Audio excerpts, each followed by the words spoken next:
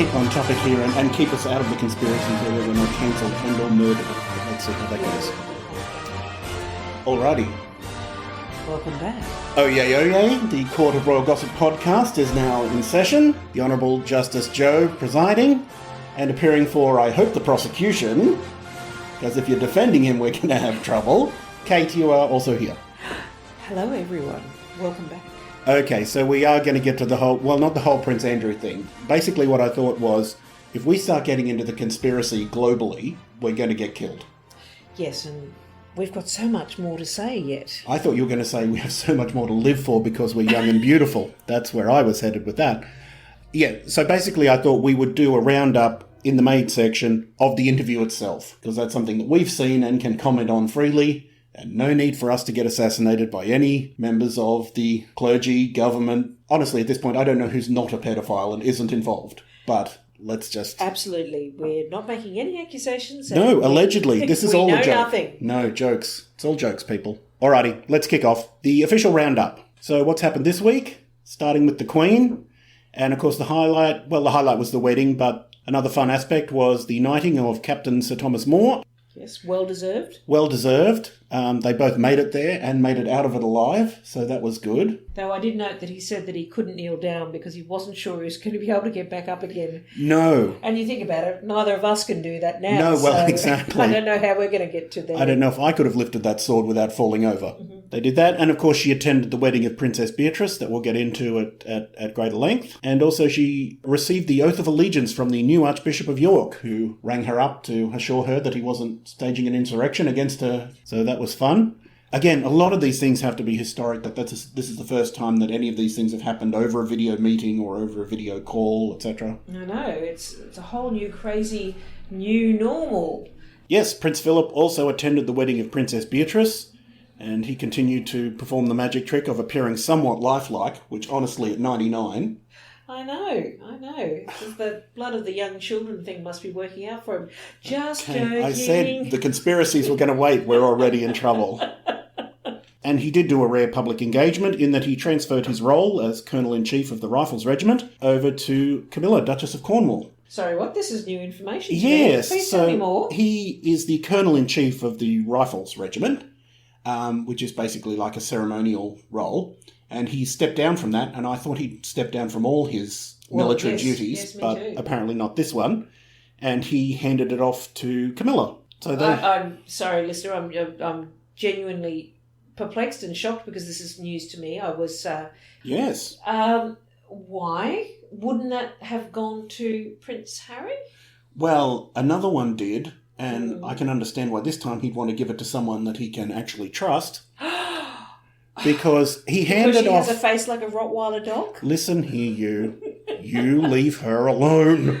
I know. He handed off one of these, I'm going to say colonelships, or however one says it, to Harry that he'd held for 800 years, and then Harry quit within a matter of months, disappointing everyone and breaking everyone's hearts. So I can see why he would want to give it to someone who he can rely upon. So that happened. And again, that was a very weird thing where he was at one end and she was the other of basically a video call, which I don't think has ever been the case of handing over one of these royal colonel positions. So they obviously weren't actually together. But even him walking out and standing at the top of a flight of stairs, I'm like, for the love of God, can we not have a handrail? Like if he falls down those stairs, he's going to... Oh, like it would have been just a pile of dust at the bottom of the stairs, surely. Yeah, it would explode into pieces like the end of Death Becomes Her, but I don't know. So that was his only actual engagement, and that's the only thing that he's really done in quite a while, apart from attend the wedding, obviously. And you mean apart from getting the sun in his eyes and crashing his Land Rover? Oh, right, and listen, which could happen to the best of us if we were 400 years old and still driving a car. And... running on down the line, Prince Charles had an exciting week because it's Devon and Cornwall week. And if you're spending time in Devon and Cornwall, it's the centre of excitement. I'll have you know, I've spent a lovely week in Cornwall, having a bit of clotted cream and meeting the locals. It was quite divine. Quite delightful. Oh, hang on. No, that was Agatha Christie, wasn't it? No, okay. I often get you two confused as well. That's right. Yeah, similar taste in hats. So they visited Tintagel Castle, which, as we know, is possibly the birthplace of King Arthur. Beautiful statue there if you ever get to go there, Oh, listeners. really? Yes, I've been there twice. Haven't yet worked up the courage to walk out onto the cliffs because, as those of you who've been there will know, there is a mighty, mighty wind that blows you almost onto your back. It's quite incredible, but the statue is amazing. Look it up. King Arthur Tintagel statue. Oh, that sounds exciting. They opened a brand new footbridge there that leads people across to the castle, so that would be quite a breezy jaunt absolutely. to cross Wear over. trousers, ladies, and people who are inclined to wear kilts. Oh, right. You'll be educating the locals if you don't. And they visited various healthcare and other facilities and thanked staff for their help during COVID-19, which was nice. And the Duchess was very busy on Devon and Cornwall Week as well. She served up lunch to some representatives of a local charity. And she visited the Cornwall Air Ambulance Base, which I think, given that they've got a coastline there, they're probably very busy and actually I would get imagine so. involved in... Listeners may know, of course, of Doc Martin, which is filmed in Port Isaac. Oh, Which right. is in Devon and is known on, of course, Doc Martin as Port Wen. But they have a lovely, thriving air ambulance base there. Oh, I see. And, yes, so she visited them, and they actually named a helicopter the Duchess of Cornwall, so God bless her and all who ride on her. In times of emergency. Lordy, lordy. Yes, and Camilla also did the old, well, they are the old, Chelsea Pensioners Parade. All the veterans in their red coats and Is that whole that the deal. one where they turn a dog bowl upside down on their head and jam their neighbours' carnations in it?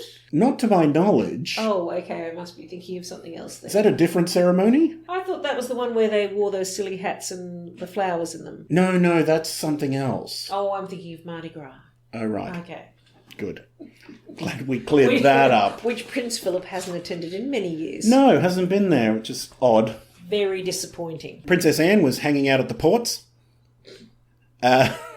meeting key workers who've helped during the pandemic, so good for her. Again, all of these are not announced beforehand and the public aren't invited, so they're very low-key events, but basically they're trying to get out there without Like my creating a scene. 21st birthday, listeners. Oh, no. Yeah.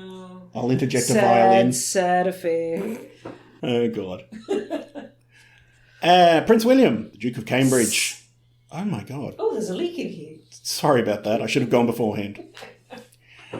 He visited a drop-in facility for rough sleepers, so he's supporting the homeless, and... You mean Meghan and Harry? They're not sleeping rough, but they're definitely homeless. And he also got on a Zoom call with the Irish Guards, which was fun for them. 10 members of the battalion have ranked up to Major. As the colonel of the regiment, he popped on the call and spoke to them, so that was great. The lovely Catherine, Duchess of Cambridge, had a busy week as always. What, did she eat 2 rice crackers? She released some cute photos of Prince George for his 7th birthday, which was cute and well done, and he is cute as a button. He is very cute. Those children are absolutely beautiful. She received many accolades from her lovely appearance on the BBC Breakfast Show, talking about tiny happy people, which is her She campaign. had to get up before 7 a.m. She's got small children. How is she not getting out of bed? Does she see them at 7 a.m. in She's- the morning? I'm sure her nanny would be collecting those children from wherever they're parked at night. So that was really great of her to launch Tiny Happy People, helping resources for people with small babies, and apart from that, continuing to be a wonderful wife, mother, and an inspiration to us all. Moving on. And for a bit of excitement, we turn to Prince Edward. Oh, what's he been up to? Oh, what hasn't he been up to? As patron of the Hall for Cornwall, which is a theatre and arts venue, Of course. he... Listeners may remember him from the Really Useful Company, which was Yes. a project of Looking to Joe. Sir, he was knighted, wasn't he? Oh. You know, wasn't he the Cats guy? Yes. Sir Lord Andrew Lloyd Webber. That's him. Didn't he set up the Really Useful Company? Sir Lord Webber. That's Lord. him. That's the one. Yes, he did. And say what you will, he did do a really great historical TV show. He went round seeing rooms in the castle that people aren't usually allowed into. I did that and I got walked out. Apparently you're not allowed to drink gin in a can and tour around Buckingham Palace, just letting yourself in wherever you want to go. Oh, that's rude. Apparently I can go back there in 10 years once the AVO's removed. What, they take down the picture of you? He's working on an online program for young dancers and creative choreography sessions. Did you say young prancers? Listen, we value the arts, and we all know that Prince Edward is... We do value the arts. I'm not sure that Prince Edward really contributed in a meaningful or creative way. Well, he's certainly theatrical. Well, he is theatrical, but I'm not sure that he has much of a dancing ability. The Countess of Wessex. Beautiful woman. Lovely. We love Sophie. She did a great job, and she's been on various calls, and she joined the steering board meeting for the preventing of sexual violence in conflict, which is a horrible topic. But I think to her credit, she tends to take on things that aren't an easy conversation aren't something that you really want to riff about. But well, just as an interesting side note that Joe hasn't scheduled in here, but I was very lucky a couple of years ago to have lunch with a direct descendant of one of Richard III's sisters. Are we allowed to say what city we're located in, Joe? Absolutely. Why not? All right. So we live in Brisbane, and believe it or not, there is a direct Plantagenet line through to Brisbane. And when they were looking for, what's the word that they look at? It's the mitochondrial DNA. So not the patriarchal one, but the mitochondrial through the mother.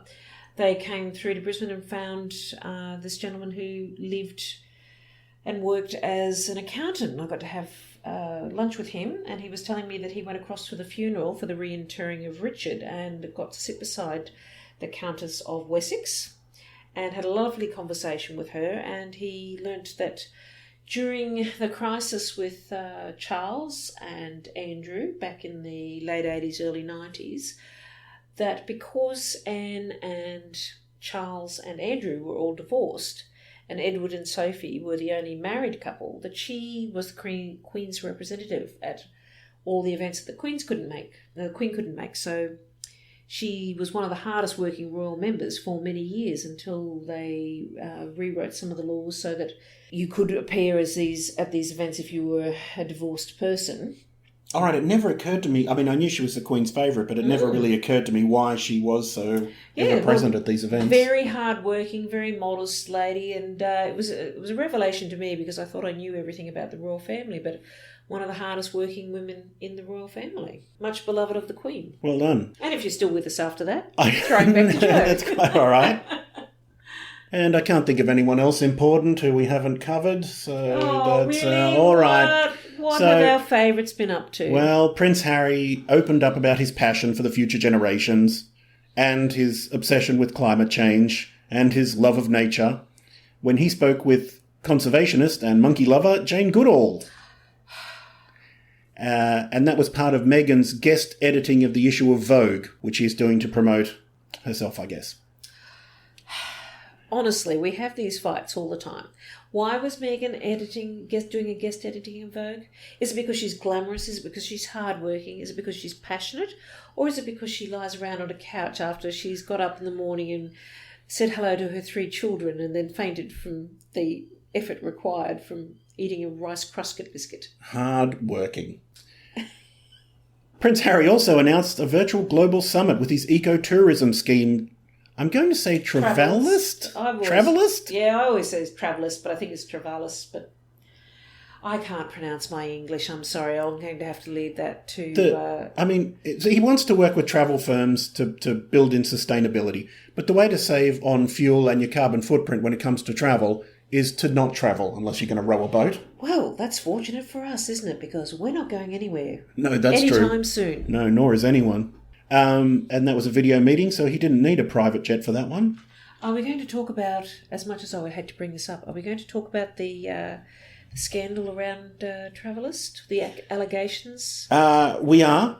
We are going to touch on that, but my God, we've got a full agenda, so let me tell you something. Come back to that. We're going to come back to that, because we have to tackle 2 topics, and we promised we were going to get to Prince Andrew today, which we will, but why I thought we might as well just cover off on the wedding of Princess Beatrice at this point is there's bloody little to say about a thing that we didn't see, didn't know was coming, and don't know who was there. But we're going to have a lot to say. We're going to do it anyway. So the wedding was originally going to take place at the Chapel Royal, I think, at St James Palace. No. Wasn't that where it was originally going to be? Oh, actually, that's right, yes, because she didn't want to have it at the same place that her sister had. Yeah, she didn't want to. Yes, right, yeah. She didn't want to have it at Windsor at that point. And there was going to be a private reception at Buckingham Palace. Again, I think a lot of that is to do with the Prince Andrew situation, but we'll get to that.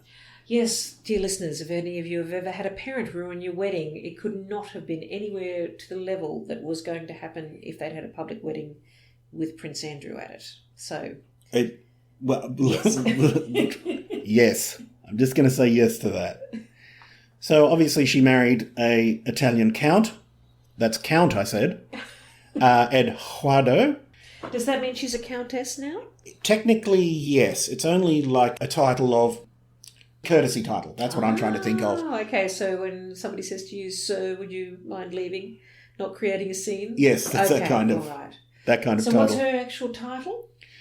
I guess she would be the Countessa Mozzi, but they are a very old family. They've got 1,000 years of unbroken records, and their villa is palatial. Oh, it is. They've got a stunning property there, so he's not in need of a buck. And as a job, he basically buys properties and rehabilitates them in interior design. So he's sort of like a fancy house flipper, I guess you'd say. Yeah, I was going to say, yes, a house flipper or a fixer-upper. Yeah.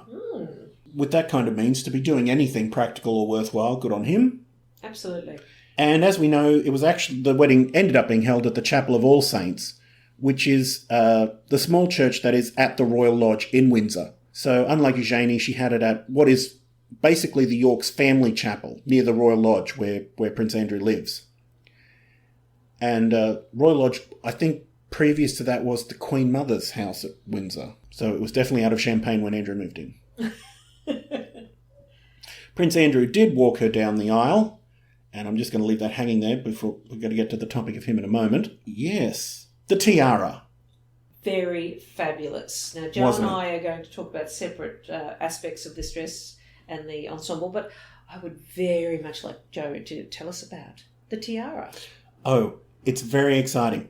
So it's the Princess Mary fringe tiara, and we love a fringe tiara because it's just a wall of diamonds. I mean, you can't beat that for impact.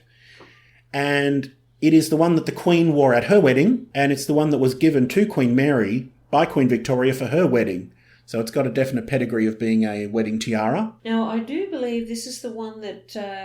was this the one that Princess Anne wore to her wedding? I feel like she had more of a curly type tiara.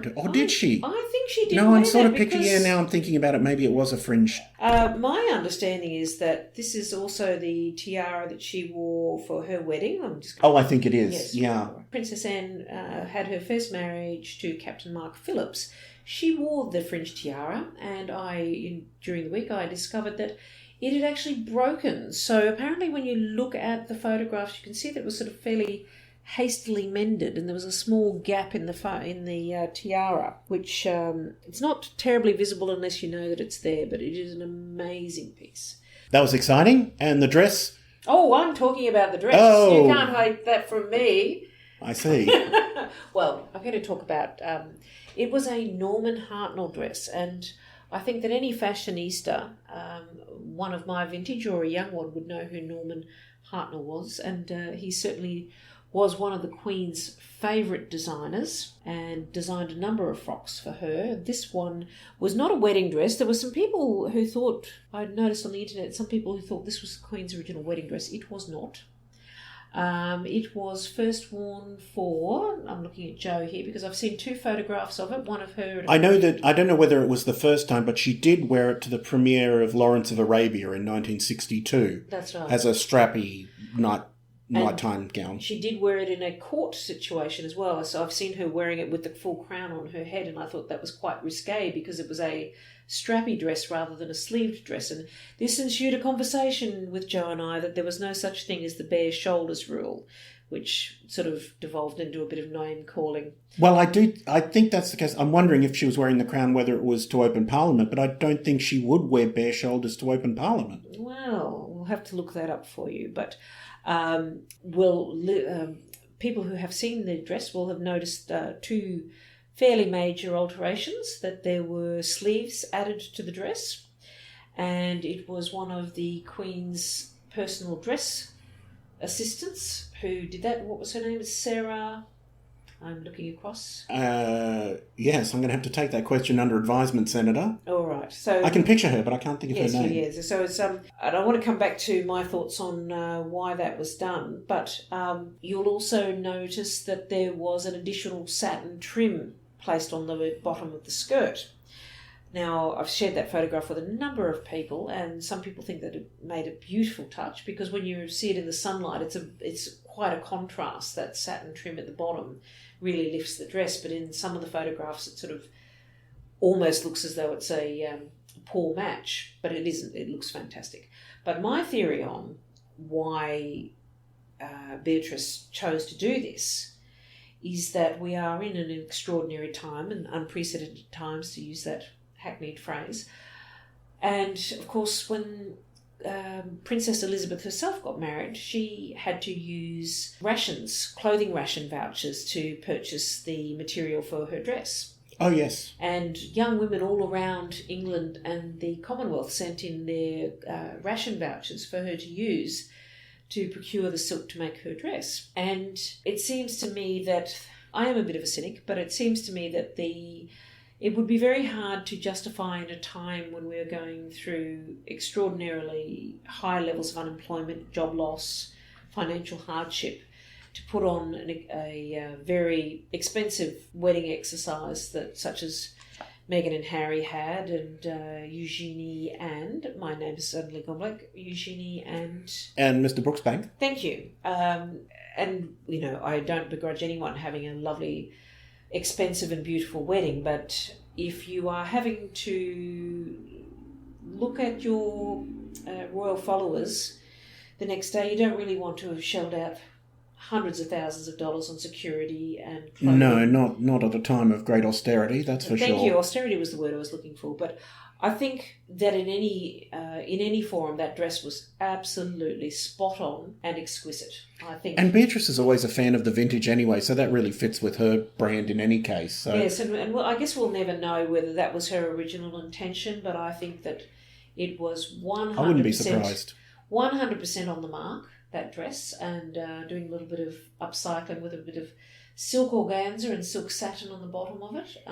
Absolutely fabulous. But I think Joe has some more information that he'd like to share with you about this dress, so I'm going to throw back to him. I think we pretty much nailed it on the dress. I did note that it's only on loan from the Queen, so I don't know whether she's planning to wear it again. Well, that's interesting, because I think, as we've often remarked, and this is in no way a slight against our glorious Queen, she was a lady who worked physically worked. Yes. Hard labour, repaired Land Rovers during World War II. She is a very fit and sturdy woman. And I mean that in the kindest of ways, but she's got a figure like mine in that she's not a petite girl. And I think that Beatrice would have had to have had that taken in, but also in addition, because she's quite a tall girl. So, by comparison. Yes, she does take after the Queen in terms of being quite bosomy. That's the respectful term. Yes, that's right. So yeah, it did certainly suit her.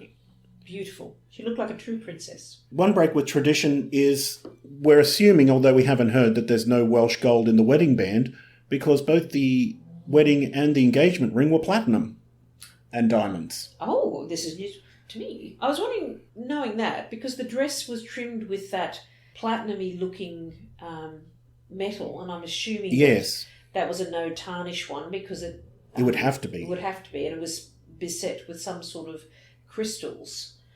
Maybe that had been the goal all along. To make yes, I don't know what the thinking was behind the platinum with the rings, but the wedding ring actually had a bump on it, so it would sit on top of and nest with the engagement ring. So she do you mean like a bump out? Yeah. Ah, yes, I've got to get my wedding ring sorted out to do that too.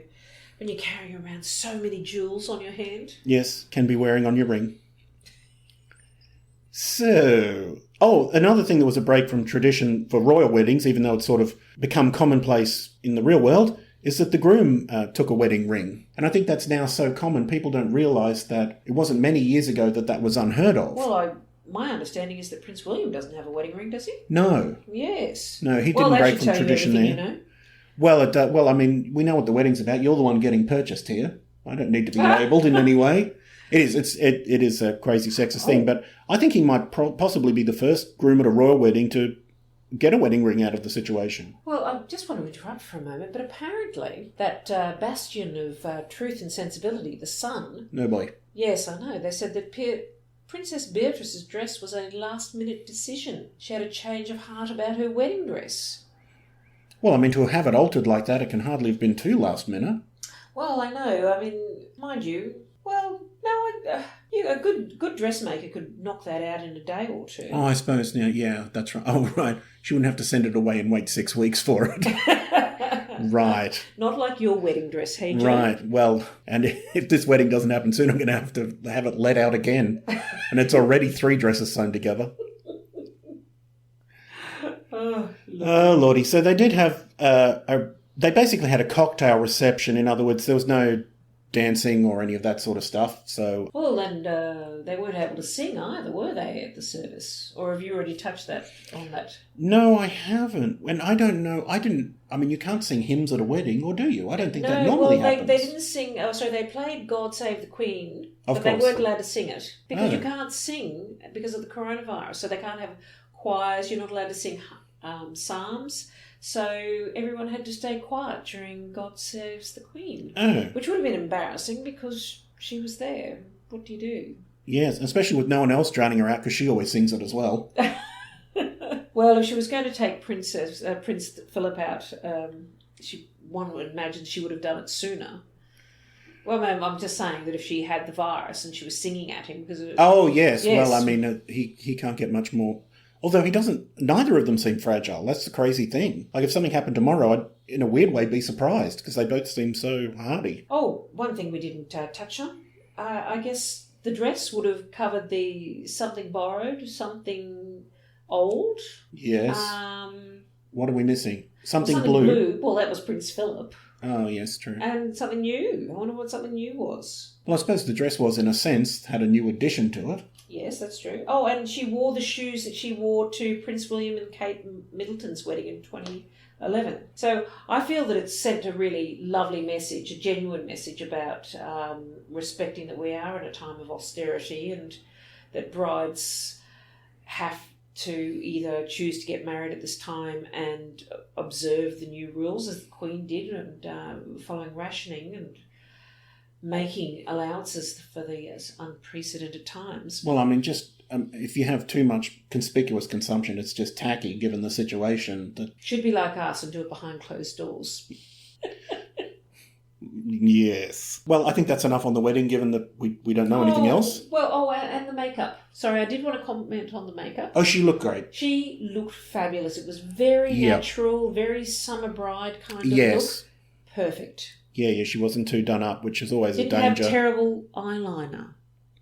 No. Didn't have terribly heavy makeup. I know what you're inferring. No, she didn't look like a painted dolly girl. In all seriousness, that is always a danger with these events, particularly if you engage someone to be a makeup artist. They feel like they've got to justify their fee by really painting you up like a whore. You know what I mean? They want people to see that they've done a real makeup job on you, so then you don't look like your normal self and people are just distracted and going, holy God, they've dolled her up. Or you could be someone who decides that they really like their very tacky 80s eyeliner and continue to wear it despite the fact that no one's worn it in a very long time. I know, she's doing her own makeup. I can see, I have eyes. She did her own makeup. She still is, and it isn't great, I'm not going to lie to you. No. Alrighty, so it's not a fun topic, but we can't ignore the whole Prince Andrew thing. But as I said, I don't want to get us killed, so I thought rather than diving into the whole conspiracy, we'd stick to just a breakdown of the interview that we've all seen and just discuss that, because I don't think, obviously, this is the end of the story. So we're going to dive into the interview, he said dramatically, and my God, what a car crash. He said it himself right at the beginning. He said there's no good time to talk about this, and the time to talk about it was never. Yes, have to agree. Unless he's going to talk to the FBI, which we all know is never going to happen. No, well, especially after this interview, because imagine his QC would be saying, my God, this man, we cannot let him get in front of people and talk.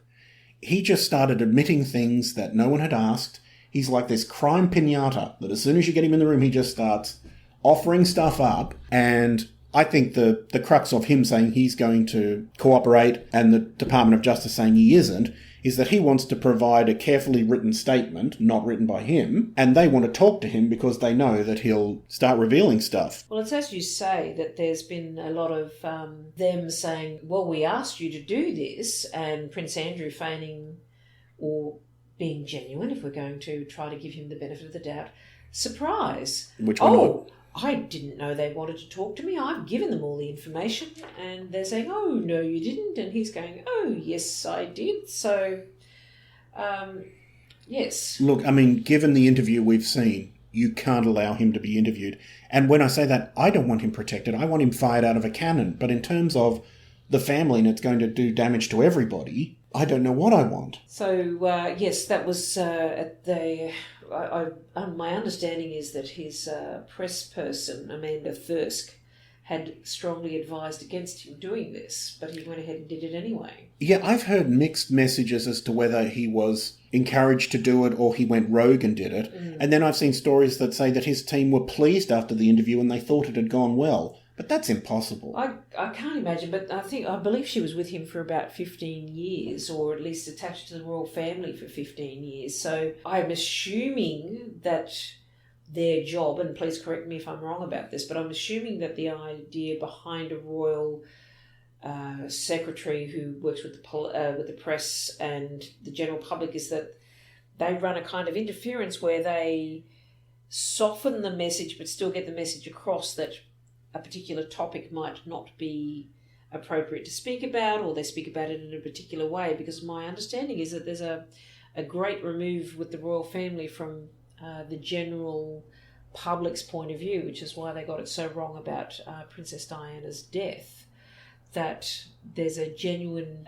there's a lack of understanding about the media, but there's a general remoteness there, and that was exemplified by this. And it's a necessary remoteness, of course, and when you've served as long as the Queen has, and you know, in her defence, it was very much a case, certainly when she was younger, about you didn't speak about your feelings in the public because it was tacky or a sign of ill breeding, and that you stayed calm and carried on, to use that phrase. Well, exactly. I mean, the Queen's mantra of never complain, never explain really helped to not only keep the mystique, but as we've seen with some people who get onto interviews and complain about being a royal person, that it doesn't come across very well. She didn't complain. She just said that she thought she would receive more support, and that's a fair enough assumption after what happened to Princess Diana. Next week's a whole Meghan and Harry special, because if we get into this now, we might need 2 weeks to get that out. I was going to say, it's going to take a lot of time, but it isn't if it ends in a punch-up. But yes, to go back to my original point, I think that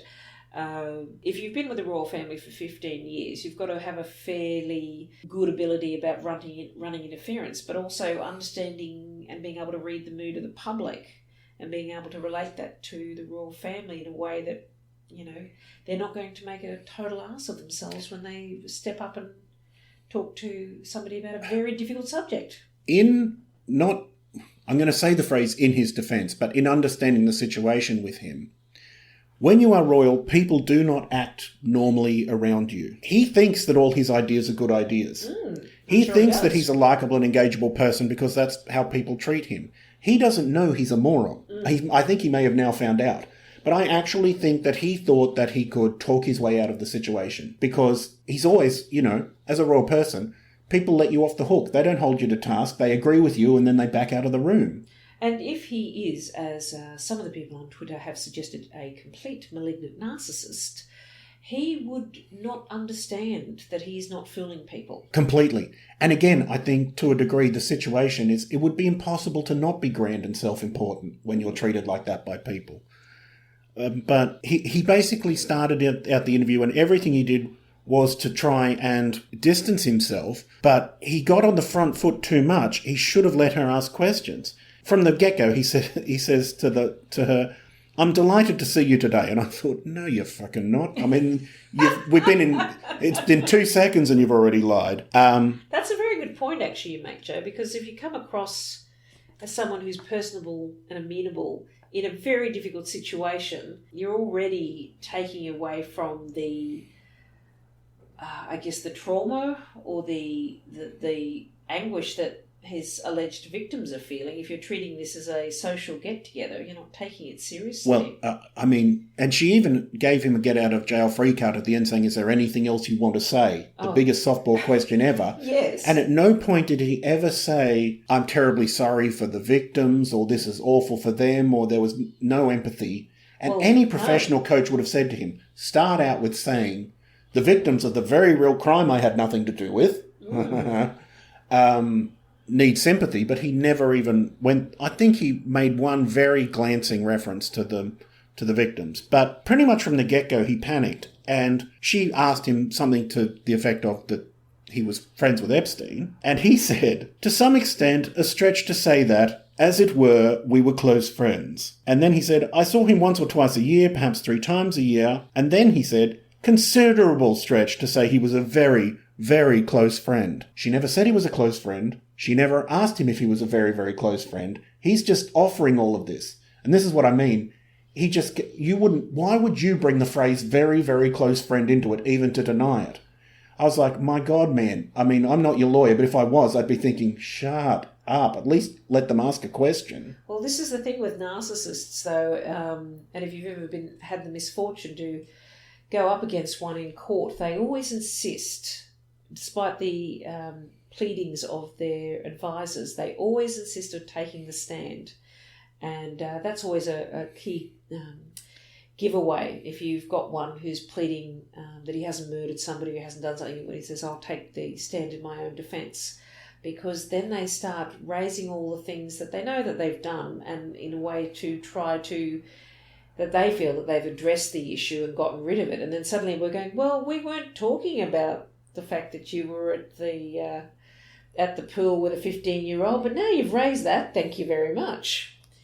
Yes, why would you? I mean, any coach would say to you, first of all, don't offer any information and take a beat and think very hard about the question and don't go beyond the scope of it. But he's literally like the guy who goes, look, I certainly didn't murder a prostitute. Her name isn't Becky and she isn't in the boot of my car. And you're like, well, that's a very specific denial of a thing that no one has brought up to this point.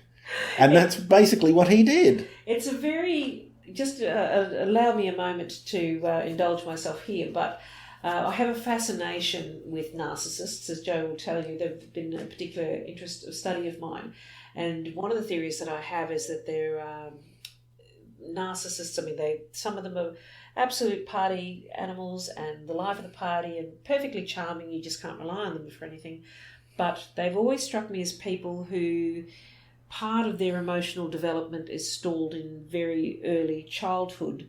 And one of the classic, one of the classic examples I remember that once giving a gift to a small child, and he hadn't unwrapped it yet, and his friend said to me, "Oh, what is it?" And I whispered in his ear what it was, and he looked at the other child and said, "Well, it's certainly not a Harry Potter magic wand, wizard." And it was that realization for me that what a dick. Well, he was a very young child, but it is that compulsion that you find out a bit of information and you know the truth and you want to deny that it's that, and you think, if I just say that it's not that, yes, I'll fool everybody. And yes. And I kind of got that impression with Andrew that no one had actually ever allowed him to emotionally develop and talk to him about why that compulsion to blurt out things wasn't going to be healthy for him in the long run. Well, I don't think he really fits that life of the party profile, because apparently it's also a bit of a stretch to refer to him as a party prince. Now again, he relied on a bit of a stretch, quite a bit.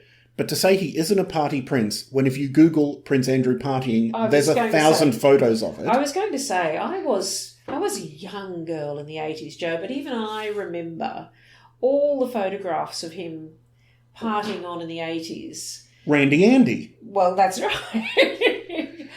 So to say, I don't party now, or I didn't when I knew Jeffrey Epstein. He said, I never have really partied. Now, my God, man, why, this isn't from the Clinton school of handling the media.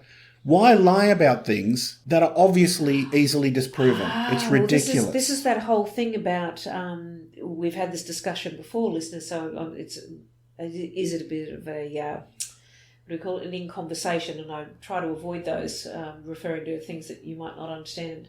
But it is one of these discussions that Joe and I have, is the historical revisionism that narcissists engage in when you go, well, you went out with that girl for 5 years. No, I didn't. We were just friends. But, you were signed up for a gift registry at Tiffany. Oh, no, that was just a joke.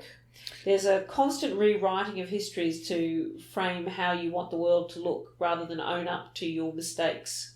And, I mean, the sane thing to do would have been, look, I used to party a lot when I was young, or, if it was President Clinton, his theory was always, immediately concede the thing that everybody knows is true anyway, because there's nothing to lose from it, and you only look like a liar if you deny the obvious. Absolutely. But that's exactly what he did, and it didn't work. And another big problem that he had throughout was the Ghislaine issue, which is he basically said, I wasn't really friends with Epstein, I was friends with Ghislaine. And Epstein was just the plus one. And obviously she hadn't been arrested at this point, but he kept going back to that saying, no, he was basically someone I knew as a second degree. And Through it was the really... child molester procurer. Yes, and equally sick person. I didn't really know Hitler, I only knew Goebbels. Yeah, I know. And in fact, in a weird way, her procuring the girls and everything, oh no, she's not, it's hard to determine who's worse, but she's definitely as bad. So to constantly say that he was very good friends with Ghislaine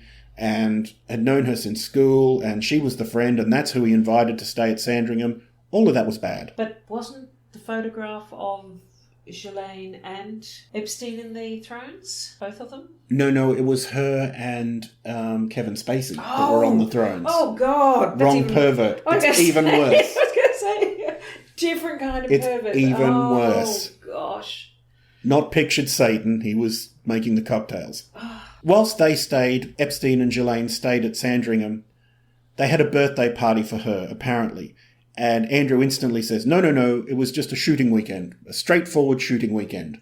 So we're giving pedophiles guns now and letting them loose? I don't know what a non-straightforward shooting weekend would be. And he did there were quite a few times where he did what people do when they're lying, which is they qualify in a way. In other words, if someone says, did you do this? You go, it never happened. There won't be any evidence because it never happened. But often when someone knows they're lying, they want to leave the door open slightly to backtrack on what they're saying. In other words... It did happen, I wasn't there. Well, when she talked about young girls and that anyone who stayed with Epstein would have seen an indication, he said there was no indication. And if there was, and he did quite a few variations on that of, I didn't see anything, and if I had seen something, it would have been minor, and I will... No. When people aren't lying, they don't qualify like that. They go, never happened, never saw a thing, and they stop talking. And basically he tried to do the other thing that people do when they're guilty, which is conflate the situation, where he made it all about that final trip to New York. Now, when he was going to break up. Yes, where he went to break up with him. You know how when you don't want to be friends with someone, so you go and stay at their house for 4 days and have a dinner party to announce to them that you're never going to be friends again? No, because I've never progressed past the flaming bag of dog poo on a doorstep ending of a friendship. That is always the best approach. So not only does that obviously make no sense, and that isn't what happened, he basically kept saying again and again, that was his absolutely brilliant line about how he suffers from being too honourable, that was the reason he went to stay that time. The interviewer kind of let him off the hook, as I say, but you've stayed at all of his houses. You've stayed with him for years. You've been on the Lolita Express plane. You've been to Sick Fuck Island. Yes. This is about more than that one trip.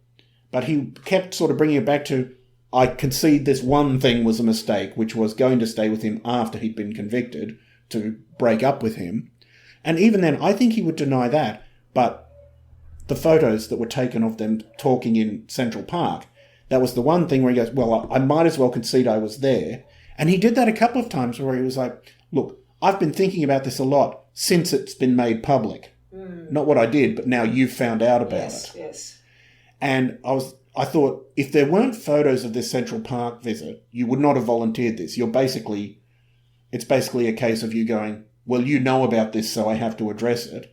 And isn't it interesting that through the 80s, when this was clearly all going on, that the media did the massive pile on Sarah Ferguson?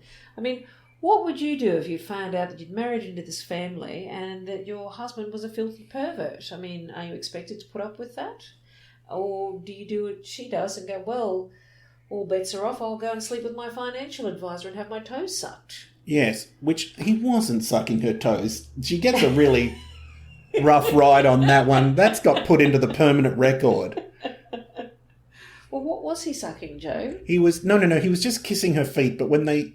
And like a lot of these things, they take the photo, and it's like they make out that someone's had a romantic tryst. You meet someone for lunch, and you kiss them on the cheek, and the paparazzi take a photo. But once they've taken that photo, it's like that kiss lasts for 4 hours. You know, you walk away from the magazine, you come back, it's still happening. So are you saying that she was there with her boobs out and he kissed her foot by accident? No, I'm saying he wasn't literally sucking her toes. That's the only defence I've... Why am I even... Why am I trying to make this distinction? I saw the photos and it very clearly looks like he's sucking on her toes while her boobs are out under her armpits. Speaking of feet, which I highly regret that we are... A literary agent, John Brockman, was there, and he describes a foot massage that Andrew received from a young Russian girl. But he did a couple of things where he reacted, and when the reporter said, John Brockman, the literary agent, was there, he went, "Really?" In a bit too animated of a way, yes. Holy shit. That's because of the whole, sideline again about the narcissism discussion. Narcissists don't actually know how to react to normal emotional situations because they don't have that understanding and depth of it. So they oftentimes mimic, and mostly pretty well, but they mimic what they think crying is like, or they mimic what surprise and shock is like. So that would explain that he wasn't even a fake good surprise. But I don't know whether he was startled to hear that there's a witness, or whether he was surprised. I'm not sure. But then, in terms of the statement, when she said, "Is the statement false?" he said, "I don't know Mr. Brockman, so I don't know what he's talking about." Now, the answer to, did you get a foot massage from a young Russian girl, is no, it never happened. Not, the person alleging it is someone I don't know, so how can I comment? No, that's got nothing to do with it, sir. You deny something if it didn't happen. Do we know what the Russian girl's name was? No. We didn't get into that detail, but I think there's a lot of protecting the victims along the way here.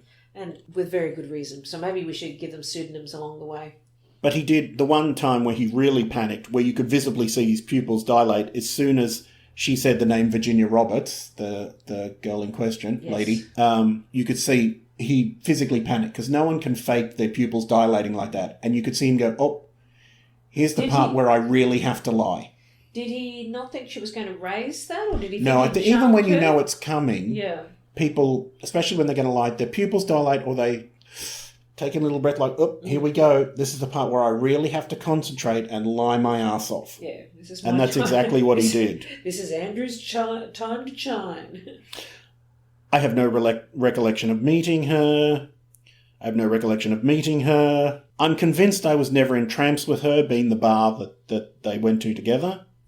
Isn't there about 3 photographs of them together, including the eyes wide shut photograph? Yes, I believe so. Oh, that is him in the photograph, but it isn't necessarily a photo of him. Yes, that's me, but that's not necessarily a photo of me, if you know what I mean. Did he say those lines? Yes, yeah. He basically skated along the edge of saying the photo was faked, and then basically said, there's no evidence that the photo is genuine. Now, if you said to me, did you commit the murder, and I said, you don't have any evidence of that. I see. You would say, that's not me, this never happened, that's fake. But again, like people do when they're lying, he leaves the door open. So he says, look, I just said there was no evidence and that I don't recall it. I didn't say it was fake. I just said I didn't know either way. And if you're telling the truth, you don't leave the door open like that. No. You just say, this never happened. Although, again, when you're photographed with people, you don't pose for a lot of photos of that nature when you're a royal person. Well, I can't imagine why he thought it was a good idea. And the photograph that I've seen of him with Virginia, one of the ones is where she's got the eyes wide shut headdress on, and he's looking a little bit panicked. And one would assume that would be rightly so if you were photographed with a girl just wearing a G-string and a big feathered headdress. Why would you allow photographs to be taken? That is the weird part. We could theorise about that, but I think that's going to put us into that territory we discussed. Right. We don't want to go down that. Yeah, and also, I suppose, refer back to the whole issue that he's a moron. Yes.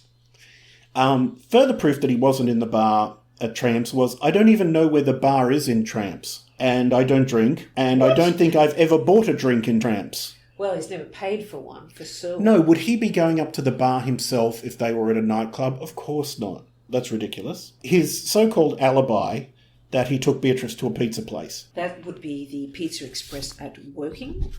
Yes, which is a great place. I've been through there. Joe is lying. It's terrible. If you took your young daughter to a pizza party that, by his admission, was over by 5 p.m, you would take the kids home. You're not leaving them home alone. There's a whole staff there. You would put the kids to bed. Nightclubs like that don't get going till 2 o'clock in the morning. Allegedly, because Joe and I are both abstemious people and we wouldn't know about those kind of places. No, absolutely not.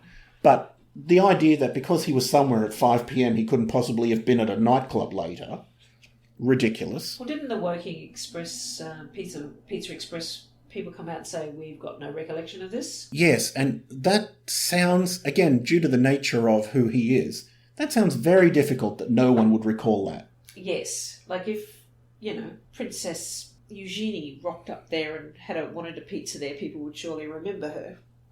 That would be on their Facebook page, surely, as admired by the princesses of the realm. And obviously he can't have sweated in the nightclub either because of the condition he has, where he got an overdose of adrenaline when he was shot at in the Falklands. He got shot in the Falklands? I haven't heard of that body part. Oh, it's worse. It's more painful than being shot in the Grampians. Ah. But lots of sheep there, I gather. I think that was just simply to frame himself as a war hero. And he did a lot of what both narcissists and people who would lie and do, which is do those resume statements. Bring up, well, I was on leave from the Royal Navy. Yes. No one calls it that. We know what Navy you're talking about. And as a member of the royal family, and having it at Buckingham Palace, which I'm sure they didn't want to do, he tried to filter into it as much, don't you know who I am, status games with her. And he did what a lot of these guys do, which is, you need to understand. Oh, so you're saying he Karen'd his way into the... But there's a lot of that, you must understand, you need to listen. Yes, there is the general assumption, for those of you not familiar with narcissists, that they genuinely believe that they are smarter than everyone around them and that they've got everyone fooled. So they don't tend to see people as people. They see them as things and objects that they can have their way with and manipulate. So the more foolish ones, like Andrew, they lack the ability to read the room and understand that basically their cover's been blown. So it's always interesting to see them come apart at the seams. Which, my God, he did. Oh, didn't he? Although, I'm so glad for him, because this was a mental health issue for him. How so? It's a mental health issue for me. It's been nagging on my mind. Since this happened, or since people found out about it, or since you've been put under a lot of heat to... Well, since those exact words were put in a script for me too. Mm-hmm. Because that's a good PR person will tell you that in a meeting or in an interview or a conference, you're only ever going to get 3 points across that people will walk away and remember. So they generally tend you to stay on point and on message and aim to get those 3 things across. So that sounds to me like something that was provided to him to say, you need to get this point out. Look, what you must remember and what you need to understand... Yes. Yeah, you need to remember and need to understand, Missy. And that's how he started a lot of these sentences. He was trying to railroad her and she wouldn't have it. But she even said to him, do you have any guilt, any shame? She tried to get him to show anything. He's like, look, obviously I made the wrong decision. Oh. But again, the wrong decision was meeting him in New York. See, he conflated everything down. And where this Virginia's accused him of raping her, all he can talk about is how he shouldn't have gone to that weekend in New York, which is psychopathic. Yes. I guess the thing is the general situation now, which is The interview was a complete disaster. Yes, I don't think that there's a person alive who could disagree with you on that one, Joe. Now that Ghislaine's been arrested, there seems to be all this talk of, will she turn on Prince Andrew? But she has already, hasn't she? Well, if she has or she hasn't, the victims accused him of rape. What does the word of another rapist and pedophile, how does Ghislaine factor into it? Alleged. Oh, allegedly. Why do we need Ghislaine to prove what we all already know? I mean, if an allegation's been made, he needs to be investigated and or charged, right? Like, why would having Ghislaine offer any more information be necessary? I mean, when someone's charged with rape, they don't go, well, let's hope another rapist doesn't come forward and vouch for the victim, because then we're really going to have to charge you. Yes. How can that... I don't understand how that works. And surely Ghislaine would not offer any cooperation without a fairly remunerative offer about jail time or protection. So that would also taint any evidence that she could provide. I mean, You said taint. I'm not sure what more she can offer at this point in time other than providing dates and... I said date. Dates, times, locations.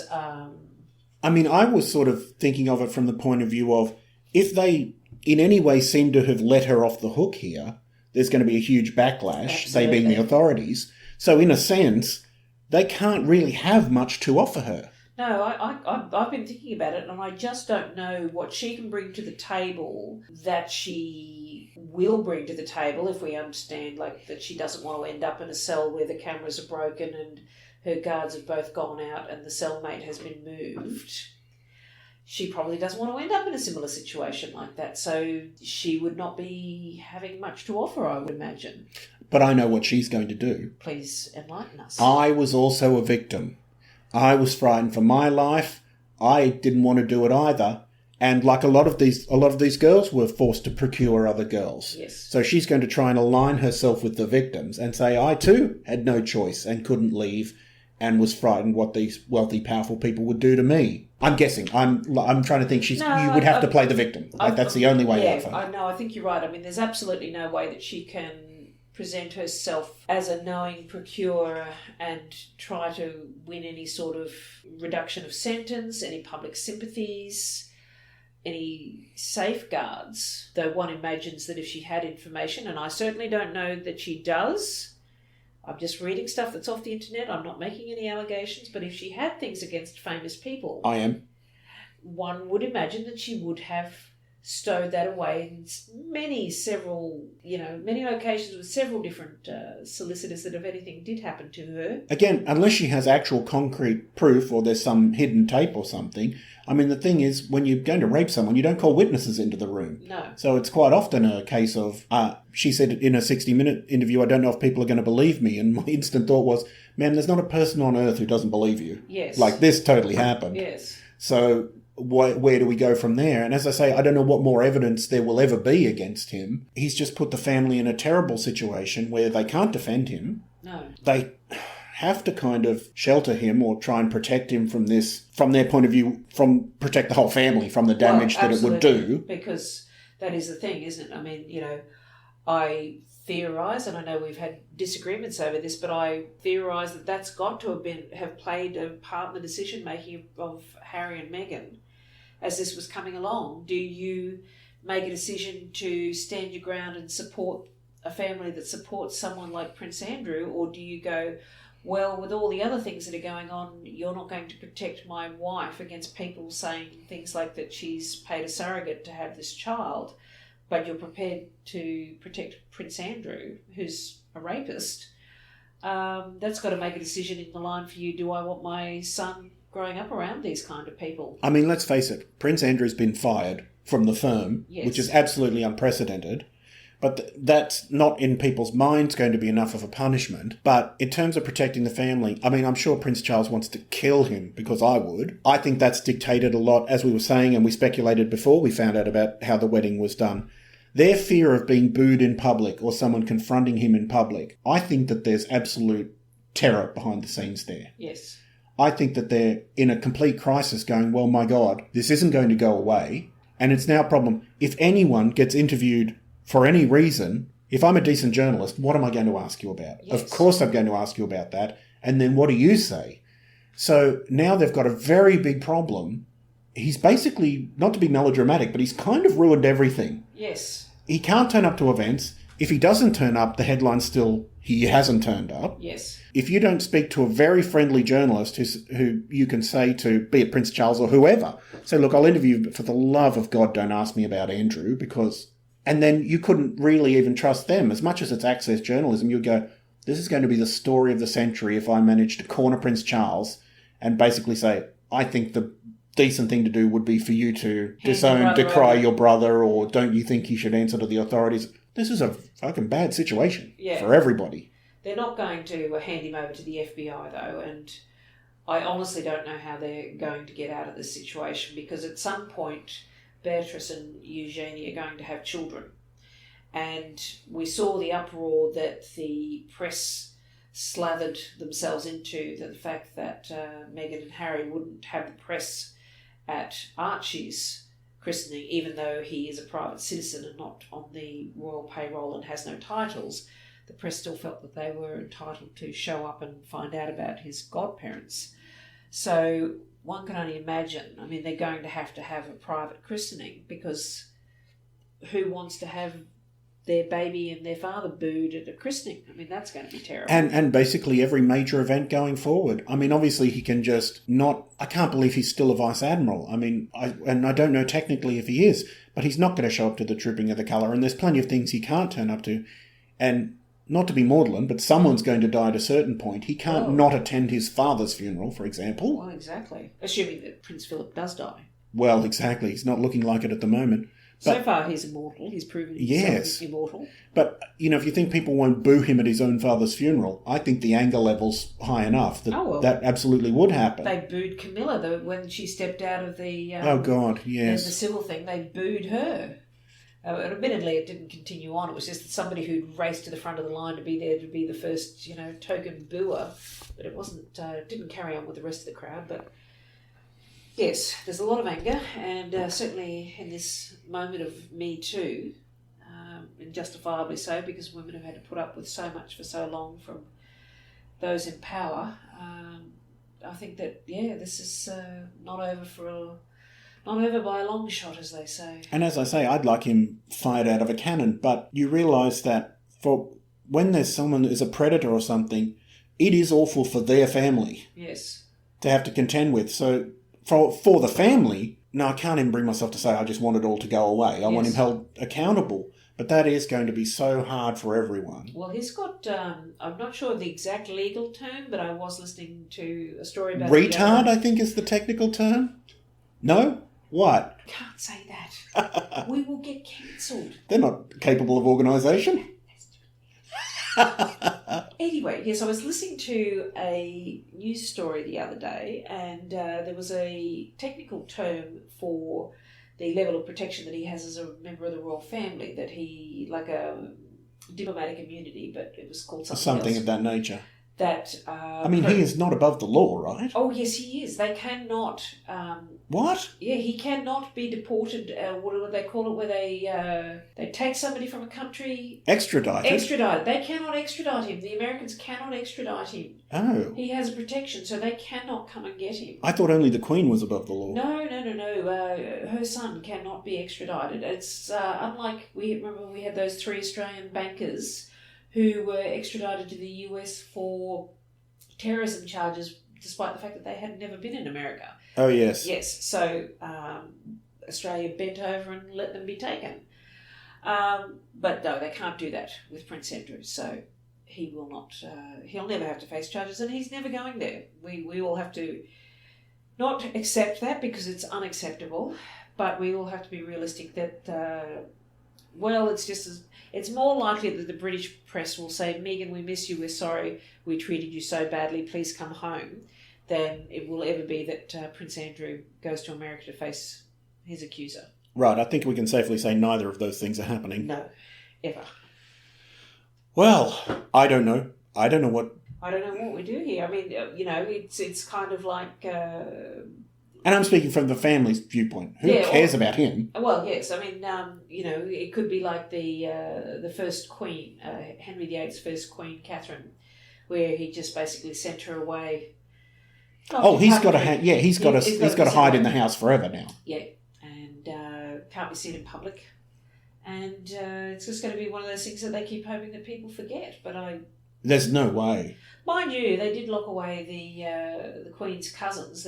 She had the two cousins who had intellectual impairment. I don't know to whom you are referring. Yes. The two of them that.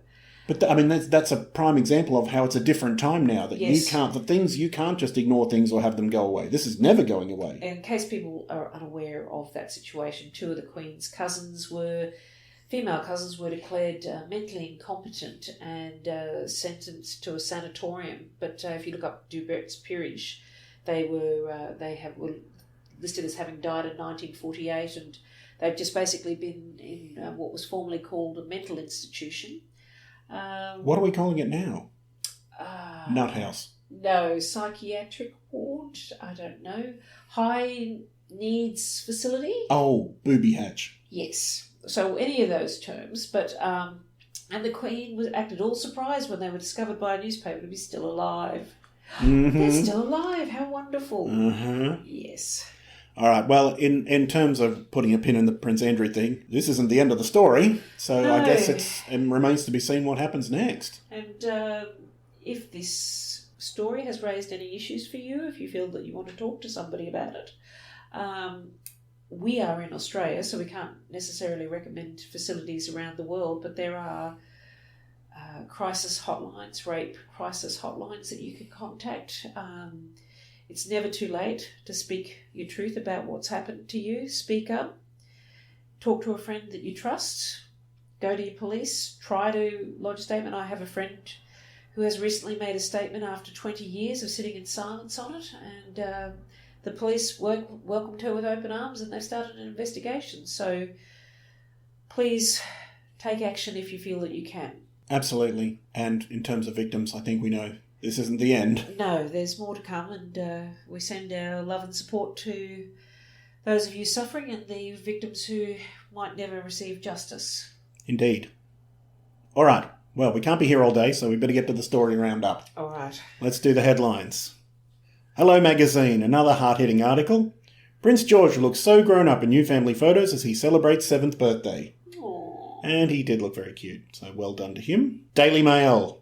Is this why the Sussexes haven't deleted their Instagram account? Prince Harry and Meghan Markle could pivot Sussex Royal to Archewell to make the most of their 11 million strong digital real estate. Yeah, why would you close down an account that's got 11 million followers, right? They're going to rebrand it. Have you looked at some of the comments? I think they've shut down commenting now, but they were horrendous. I actually stopped following, not because I didn't want to follow Meghan and Harry, but the people who were on there were just the most Some of the abuse is just absolutely crazy. It's disgraceful.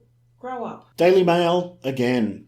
Sarah Ferguson. Oh, the other thing is, can we refer to people by their married names? I don't know anyone else in the world who gets this treatment that they kept getting called by their maiden names. But in any case, Sarah Ferguson has risen from the flames of ex-husband Prince Andrew's car crash interview and used the lockdown to reinvent herself with charity work and her Storytime series. Well, I saw something that was going to be on TV where they said the Duchess and it was some sort of terrible title. They're basically saying that they were both, terrible people, and there was going to be some 60 Minutes expose.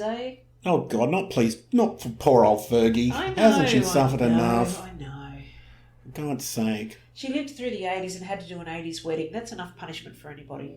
The puffy sleeves, people. Okay, from the BBC, the Duchess of Sussex urges women to challenge leaders. Speaking to a gender equality summit, in the speech that we saw, Meghan called on delegates to challenge lawmakers, leaders and executives and to make them uncomfortable. Well done to the Duchess of Sussex that she wants to stand up to power.